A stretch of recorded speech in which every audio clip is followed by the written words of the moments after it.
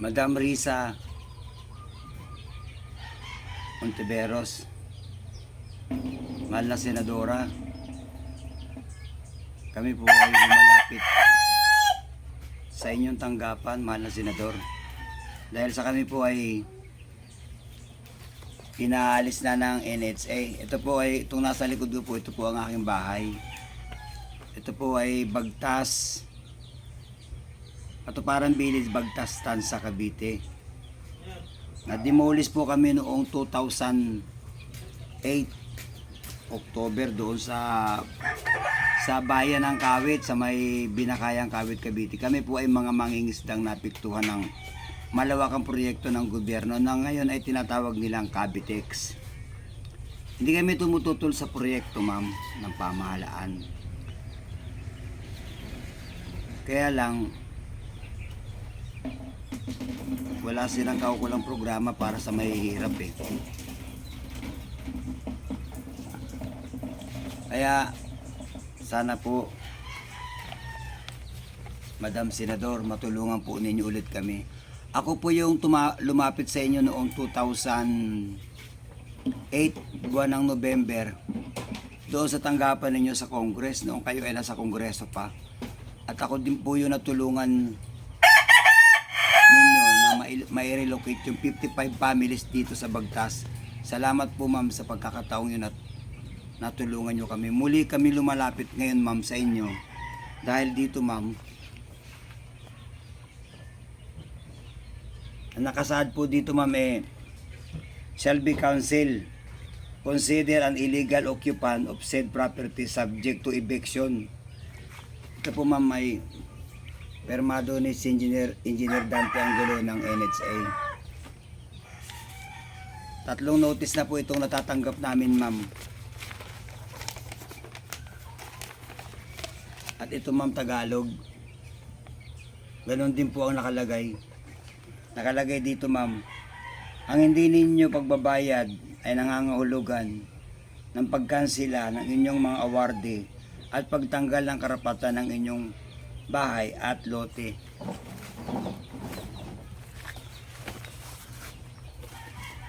At ito po, ma'am, yung update. Ngayon lang po nila ito binigay. Lumapit po kami, ma'am, kay Senator Rapi Tulfo noong October 6 dahil buong akala namin ay matutulungan kami ni Senator Rapi Tulfo dito sa kanyang programa sa Action Center niya. Pero wala, ma'am, binigyan lang din kami ng referral letter ng taong ito. Ma'am, kung saan na po kami nakarating. Nalibot na namin, ma'am, halos lahat ng ahensya ng pamahalaan, pero buhog sila. Tingnan nyo yung bahay ko, ma'am, sa likod. Hindi maayos, walang bintana, walang pinto yan. Hindi na sana kami lalapit pa sa kanino mang ahensya ng gobyerno kung hindi po kami pinadalahan ng cancellation dahil kami po ay hindi nakakabayad sa unit na ito dahil sa kawalan po ng hanap buhay. Ang karamihan po sa amin dito ngayon ay nagko-construction na lang, nagbubote, titinda ng isda, at yung mga babae naman, yung mga asa-asawa ay naglalabada lang. Hindi sapat yung aming kinikita para may pambayad sa bahay. Kaya ang NHA ay inatasan kami. Binigyan kami ng notice of cancellation para kami ay umalis na rito. Kaya sana, ma'am, matulungan niyo po kami. Hanggang ngayon po wala po akong sariling ilaw dahil sa ang NHA ay naniningil ng 25,000 pesos para doon sa certification ng ilaw para sa Meralco. Ma'am Risa Ontiveros, mahal na senador, sana po matulungan ulit ninyo kami sa pagkakataong ito. Naubusan na po kami ng pasensya, lahat na po halos ng ahensya ng pamahalaan. 4 na presidente na po ang nilapitan namin para lang kami ay matulungan at mabigyan ng aksyon. Ang kahilingan sana namin, ma'am, Kami ang kuning empleyado doon sa Cavitex para magkaroon kami ng trabaho, pero hindi kami binigyan ng pagkakataon ng gobyerno, ma'am. Inabando na kami. Sapat na sana paninirahan namin dito kung wala itong mga notice na ito, ma'am, ng NHC. 55 families kami na napatapon dito sa Bagtat. Kami po ay mga mangingisda ng Binakayang Kawit, Cavite na tinulungan noon nila Ma'am Odette. Magandang araw po, madam. Pagpalain po kayo ng may kapal. Salamat po sa tulong na inyong gagawin para sa amin. Salamat, ma'am.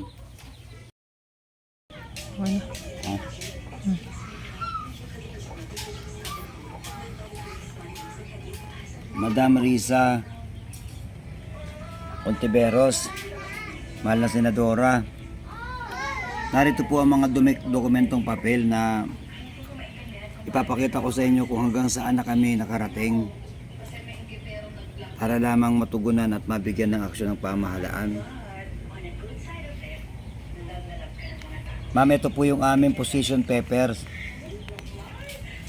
Ito po, position paper. Kami ang mga mamamayan ng Binakayang Kawit, Cavite na matagal nang naninirahan at umaasa sa kabuhayan sa dagat. Dito na rin kami nagkaanak at nagkaapo ang aming mga ninuno. Halos buong panahon namin at oras ay nakatuon sa paghahanap buhay sa dagat. Dito na rin namin napag-aral ang aming mga anak. At dito na rin namin kinukuha ang aming mga pang-araw-araw na pagkain at kabuhayan. Kaming mga mamimintol, mga ngapa, maghihipon at maghahalaan, maglalambat, mangingisda ng Binakayang Kawit, Cavite ay nagkaisa sa SMB. Samahan ng Mahirap sa Boracay sa Binakayang Kawit, Cavite ay binubuo ng Barangay Samala at Aplaya na pangunahing tinamaan ng National Project na Coastal Road 2 o pagtatambak sa dagat. Kami po ay naninindigang mahigpit namin tinututulan ang proyektong ito. Ito ay magdudulot ng kawalan ng katiyakan ng aming paninirahan at katahimikan sa kabuhayan at pagiging epekto ito magdudulot ng paglubog ng aming mga paninirahan ng ilang bahagi ng Binakayan. Hindi kami tutol sa pag-unlad ng ating bansa, subalit kung ito'y magiging dahilan ng pagkawala ng aming katiyakan sa paninirahan, kami ay nagkaisa ng on-site development sa kabuhayan at paninirahan na tinamaan ng at naapektuhan ng National Project na Coastal Road 2. Kung tawagin ay Manila-Cavite Toll Expressway R1 Project Cavite Segment 4, magkaroon ng status quo at itigil muna ang pagtatambak hanggat walang malinaw na usapan at solusyon sa mga problema at suliranin. Ang kabuhayan namin ito ay dapat nakaasa rin sa dagat na siya naming kinagisnang hanap buhay na hindi nalalayo sa aming mga paninirahan. Hinggil dito, dapat tugunan ng pamahalaan ang mga hikahos naming kalagayan sa ngayon. Mabigyan kami ng pangkabuhayan at programa kapalit ng mga pagkaapekto ng mga itinayong proyekto ng ating pamahalaan sa aming bayan. Kami sa ngayon ay wala nang pinagkakataan at umaasang inyong agarang tutugunan. Ito po, ma'am, ang aming possession paper noong kami ay nasa Binakayang Kawit, Cavite pa. Kami, ma'am, ay SEC register. Ito ang dahilan, ma'am, kung bakit kami lumalapit kay Senator Lapid Tulfo noong October 6 doon sa kanyang tanggapan para idaing po ito. Ito po, notice of cancellation ng NHC. Ito po ay lamang buwan ng Abril 2023. Kaya muli po kaming kumilos kasi binigyan na naman nila kami ng kanselasyon, pagpapaalis sa aming mga Tapos ito po, nakasulat ma'am, galing din po ito sa NHA. Yan po nakalagay oh.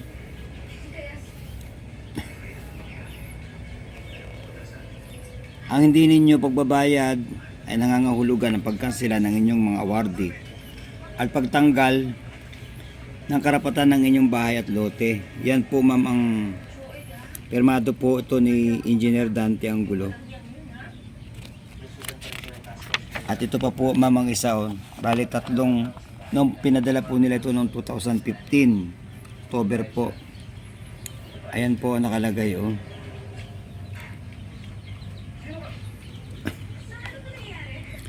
Ayan po ang linaw po, shall be cancelled, considered as an illegal occupant of said property subject to eviction. Talagang pinaalis nila kami ma'am, permado rin po ito nila Engineer Dante. Pinaalis po kami ng NHC, kaya po kami lumapit kay Senator Rapi Tulfo dahil sa bagong kanselasyong ito. Napigilan itong kanselasyong ito ma'am dahil nagain kami ng demanda sa Office of the Ombudsman. Nagharap po kami doon pero kinampihan sila ng ombudsman eh. Ito po yung natanggap namin papel noong October 20 sa tulong ng inyong tanggapan. Ako po yung lumapit sa inyo noon ma'am nung kayo ay nasa Congress pa. Nagbaka sakali ako na matugunan ninyo kasi po dinimulis nila kami nang walang malilipatan. Ito po, sinamahan ako nila ma'am Odette doon sa opisina ng NHC at pilit nila na bigyan kami ng approval dahil kami ay nasa kalsada na nung panahong yon. Isang linggo na po kami mahigit doon sa gilid ng kalsada na dinimulis ng pamahalaan. Marahas po ang demolisyon ginawa nila sa amin. Hindi naman kami po lumalaban sa gobyerno ma'am. Ito ma'am yung mga papel na kung saan sana kami nang galing po ito sa Malacanang. Lumapit din po ako doon, ayun po ang aking pangalan. Lumapit din po ako kay Gobernador Crispin Remulla noong 2017 dahil nga po doon sa cancellation na binigay ng NHS sa amin. Ito, pati kay Cabinet Secretary Basco, lumapit din po ako sa Malacanang ma'am para lang kami mabigyan ng aksyon.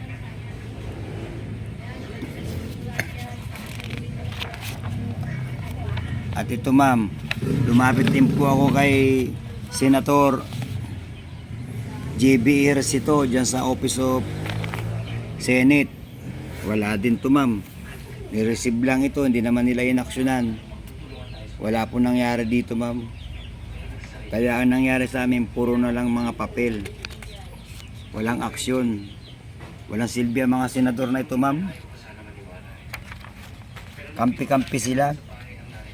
Puro papel lang ang binibigay nila. Talagang kaawa-awa ang buhay ng mga mahirap. Lumapit din po ako kay Congressman Pantaleon Alvarez doon sa Congress. Wala din ma'am, ganito lang din, papel lang din ang ibinigay sa amin. Puro mga papel. Puro papel.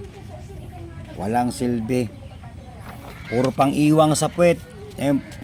Sumulat din po kami kay President Rodrigo Roa Duterte. Pero ang mga nakaharap namin sa oras na ito, pagbalik ko, mga basurero lang sa Malacanang at saka janitor. Ganyang kalupit ang gobyerno talaga ma'am. Kaya nais kong ipakita itong mga papeles na ito ma'am. Kung hanggang saan na kami nakarating. Puro original lahat ito ma'am.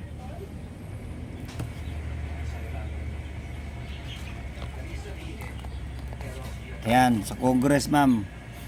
Kay Attorney Garen De Jesus, lumapit din po ako. Wala din ma'am. Puro ganyan lang din ang ginawa nila. Puro repair. Puro ganito lang din ang ginawa nila sa amin ma'am. Puro repair ng repair. Hanggang sa tuluyan na kaming masira. Ayan. Ito yung nagain ako ng reklamo sa ombudsman kay General Manager Chito Cruz. Kasi nga doon sa Doon sa nung kami dumating dito sa Bagtas, mga sira yung unit, walang kubeta, walang CR, walang lababo, walang wiring, walang tubig. Inano namin to ma'am, pero nung magharap kami sa Office of the Ombudsman, hindi naman kami kinatigan, sa halip sila kinampihan, kaya walang nangyari sa amin ma'am. As is where is ang sabi ng NHC sa akin. Ito ang sinabi nila sa Office of the Ombudsman. Tapos pumunta rin po kami sa Office of Malacanang. Ganun lang din ma'am, papel lang din. Puro original to ma'am, may dry seal pa oh.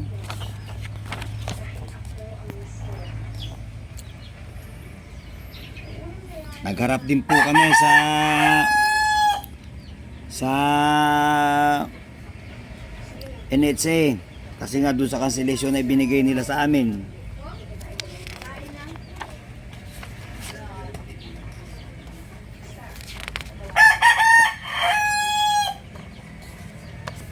Pati kay Congressman Strike Revilla, lumapit din po kami para lang kami mapansin talaga ma'am, dahil nasa hikaos namin kalagayan dito sa pabahay. Bago bibigyan kami ng notice of cancellation, gayong wala naman kaming magandang hanap buhay. Ang trabaho namin dito ma'am nagko-construction pa extra lang, minsan wala, minsan meron. Ito po yung mga unit na dinat na namin, mga sira. Ito yung nirereklamo namin sa tanggapan ng NHC na bakit sira-sira ang mga unit, walang pinto, walang bintana, walang CR, walang lababo, sira ang Poso Negro, walang wiring. Yan ang lagay ng mga bahay dito ma'am. Yan tingnan nyo naman yung kalagayan ng mga bahay na binigay sa amin ng gobyerno. Kulang-kulang kasi ninakaw, pinabayaan nila, tapos as is where is daw.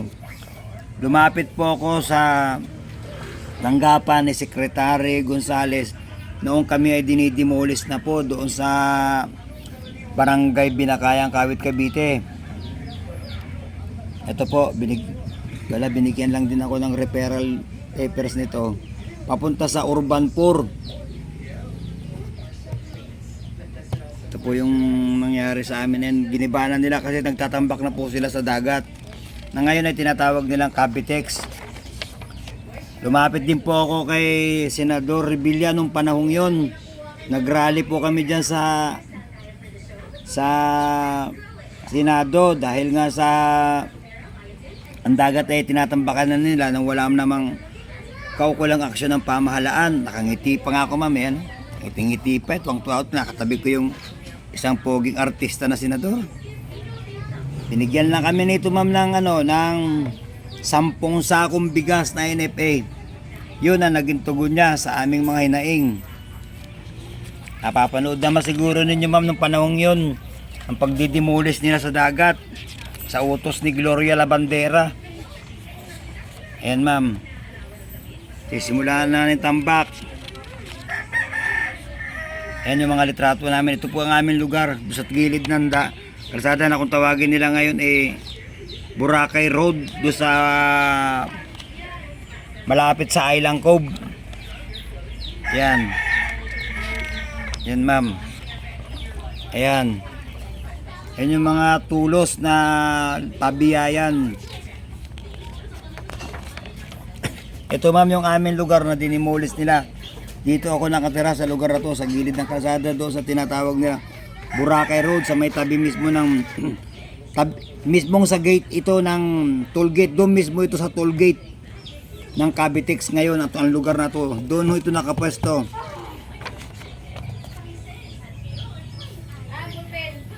Ayan yung itsura ng aming lugar dati ma'am, tabi ng dagat.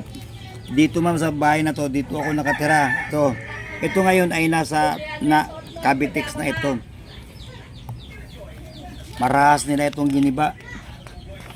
Nagsama-sama sila dito ako mismo nakatira, may ang linaw oh. Naglagay kami ng banner para mapansin kami ng pamahalaan. Dalawa lang relokasyon ayan po.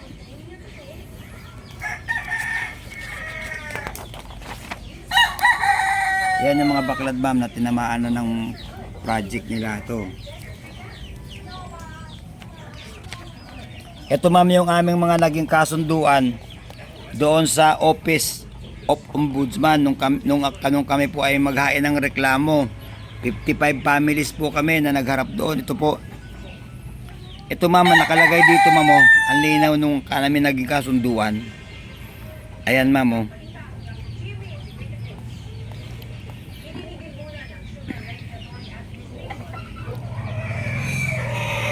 Ang linaw po nakalagay dito, masulat kamay ito ni Ombudsman Aurora Cumayas. Siya po yung naging tagapamagitan sa amin noon eh. Walang demolition hanggat walang relokasyon, walang demolition kung walang konsultasyon. Permado nila to ma'am, permado namin to. Ayan ma'am, may mga nakaperma pati ako, pati yung ombudsman. Yung administrator na si Velasco. Ito ma'am yung lumapit kami sa Urban 4 para pigilan yung pagdidemolish nila noong 2007.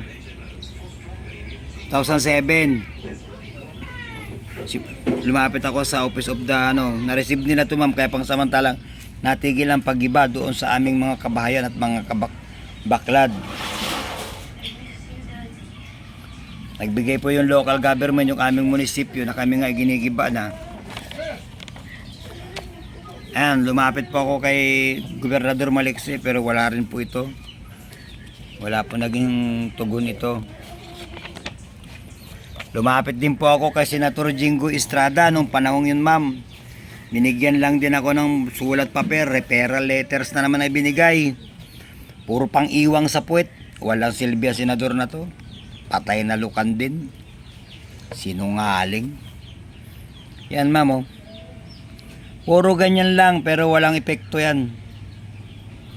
Ganyan lang ang mga natanggap ko sa kanila. Lumapit din ako kay Senator Miriam Defenso. Lumapit din po kami. Ganun lang din ma'am ang ginawa sa amin. Puro papel. Puro papel.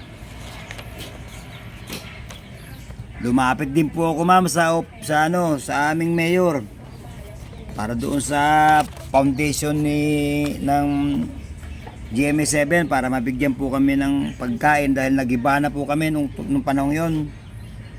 Nagiba na po kami.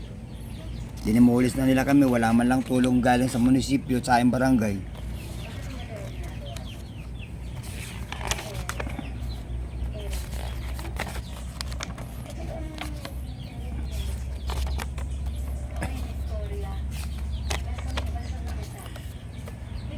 Lumapit din po kami ma'am sa PEA noong buwan ng November 2007 na ang chairman ay si Senator Revilla Seniors.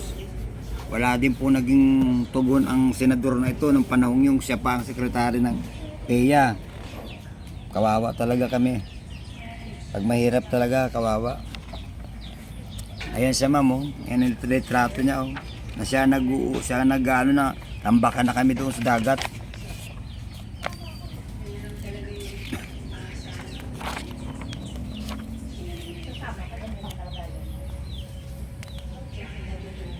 Yan ang mga papel na katunayan na kung saan na kami nakarating. Ito po yung naging namin pagharap namin sa Office of the Ombudsman. Ito po, ayan. In the matters of grievance filed before this office by Mr. Jesse Lumantad against DPWH, PEA, 13 Martires City Administrator, sila po yung nakapirma mga taong ito doon sa agreement na ito. Ito po.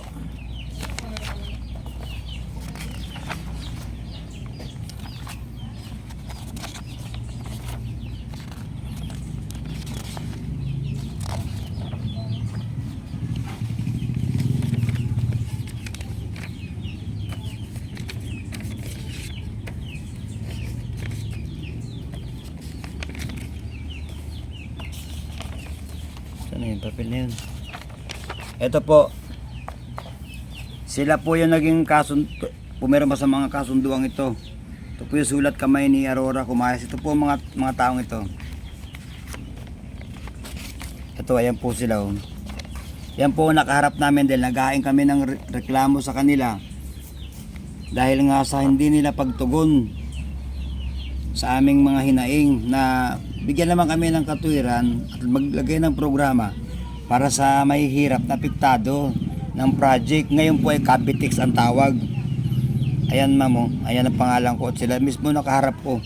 Pinatigan ako ng ombudsman, nanalo kami sa usapin na walang demolition. Ito sila itong mga naging kasunduan. Xerox lang ito ma'am, na wala na ata original nito dahil sa dinimolish kami.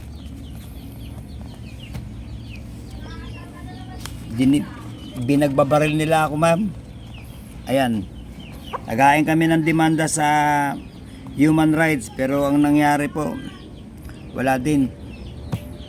Budol din ang ahensang ito, kinampihan sila ng human right kasi sila mapera ako wala kaming pera, kami mga mahihirap Alas 11 ng gabi pinagbabaril ako doon sa lugar namin sa Binakayan. Nagtago ako sa Manila doon sa bahay ng ate ko. Itinakas ako ng mga kasamahan ko, nagtago ako kaya ang mga anak ko natigil pang samantala sa pag-aaral noong panahon yun.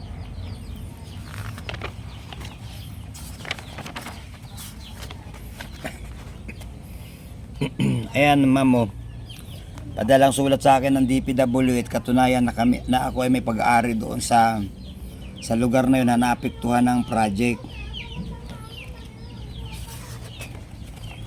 Binigyan ako ng certification ng barangay sa Aplaya doon sa katabing barangay namin. Katunayan na meron nga akong pag-aari. Ito, nang ma-receive namin ang sulat na ito galing sa Gobernador Office, wala pa isang linggo ma'am na matanggap namin ang sulat na to, agad-agad kami dinimolish. Ayan nakalagay Section 28, Eviction and Demolition. Ayan nakalagay ma'am. Agad-agad ito ma'am, pinwersa kami. Hindi naman kami lumalaban sa kanila dahil wala naman kami laban. Pero pinwersa pa rin, giniba ang aming kabahayan. Ito yung batas na binigay sa amin sa mga isda, pero ang batas na ito, sila rin ang lumabag. Tinambakan nila ng dagat ng walang konsultasyon sa mga mangingisda. Pakaloko ng gobyerno talaga.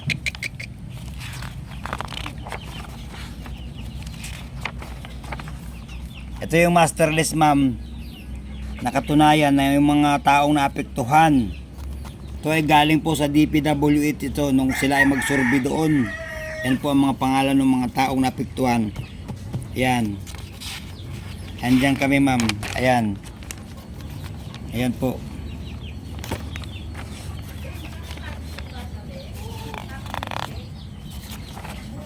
Ito yung mapa ng toll gate. Ito. Dito sa lugar na to kami nakatira. Ito ang toll gate ngayon Ganyan po ang pamahalaan ma'am bago papadalan kami ng notice of demolition, gayong hindi naman kami lumalaban. Dito sa lugar na ito ma'am, dito kami nakahanay sama ng aming mga anak sa gilid ng kalsadang ito. Nung dinimulis na, tinutukan ako ng baril dito ng mga pulis. Pinagmumura nung panahong yun. Pinagbabaril nila ang bahay ko alas 11 ng gabi. Kaya ako tumakas papuntang Manila. Tinakas nila ako, binangka nila ako. Ganito kalupit ang pamahalaan ma'am. Ngayon binigyan kami nila ng notice of cancellation, gayong wala naman kami ipambabayad, wala kaming regular na hanap buhay. Kaya kami lumapit kay Senator Rapi Tulfo ma'am, dahil nga sa pag-asang siya ang makakatulong, pero wala din silbi ang senador na to. Yan lang din ibinigay sa amin, referral. Ang mga referral na to, napakarami na naming referral, pero wala. Kaya nawala na kami ng pag-asa ma'am. Ang inaalala namin baka isang araw, nasa harapan na naman namin ng mga demolition team kasama ng mga pwersa militar, kasama ng mga pulis. Sana Madam Senador, Ma'am Risa Ontiveros, mahal na Senador, sana po ma-aksyonan nyo ang aming panawagan. Sana po mapanood nyo ang video namin ito. Hindi na po kami lalapit sa alimang ahensya ng pamahalaan dahil po sa wala kami mga bakuna at saka bungol naman sila ma'am. Kaya nga tumigil na kami sa pagkilos at paglapit sa alimang ahensya ng gobyerno dahil nga ang lahat ng mga nakaupo sa gobyerno halos lahat kawatan. Nawala na po kami ng pag-asa. Ito na ang huli naming lapit kay Senator Rapi Tulfo. Hindi na po kami lalapit dahil kami mga walang bakuna. At alam naman namin wala din magiging tugon sa tagal ng aming mga pakiusap at laban. Sana sa makakapanood ng aming video,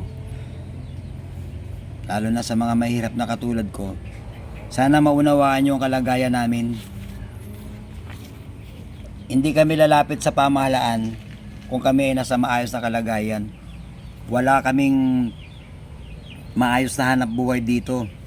Ang hanap buhay namin nagko-construction lang, titinda ng isda, magbubuti, labandera. Kaya kami dumadaing dahil wala kaming pambayad sa NHA. Kaya binigyan nila kami ng notice of cancellation na ito ang naging dahilan. Hindi na kami sana lalaban pa na kahit kanino man dahil marahas ang pamahalaan pagbibintangan ka pang MP Tingnan mo, ito po yung bahay ko. Diyan yung bahay. Yan po ang aking bahay, ma'am. Yan po. Pati kisame kunan mo. Yan po. Wala po akong kuryente dahil hinihingan ako ng NHC ng 25 pesos para doon sa certification. Yan po, ano yung poste yan. Yan po ang poste ng Meralco, 10 taon na yan, wala namang nakukuha ng 25,000 pesos para sa certification. Ma'am, ako po yung tinulungan nila Ma'am Odette. Doon kayo ay congressman pa sa kongreso. Ako po yung lumapit doon. Maganda pa kayo ma'am dahil nung lumapit ako sa inyo, hindi ko man kayo kilala ng personal pero agad-agad inaksyonan nyo ako. Inaksyonan ninyo kami. Salamat ma'am sa kabutihan at naging tugong nyo sa amin. Nawa ma'am, mapansin nyo ang video namin ito at mabigyan ng aksyon. Nais po sana naming may patawag ang NHA sa Senado para imbestigahan ang kasong ito kung kami ba ay nagsasabi ng totoo o nagsisinungaling. Magandang araw sa inyo ma'am. Pagpalain po kayo ng Diyos. Salamat po.